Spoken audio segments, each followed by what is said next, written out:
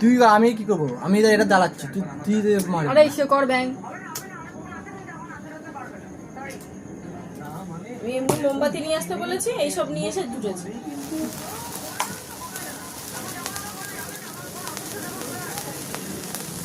একটু ওইটা থাকলে বলতে এটা কি তারাবাজি মা? চলে গেল তো হয়ে গেল। Happy birthday. Happy birthday. আমি এই জন্য তখন আমি জানি এটা আমি এই জন্যই বারণ করেছিলাম। ছাদে নিয়ে পুরো কেকটা হয়ে তো গেছে।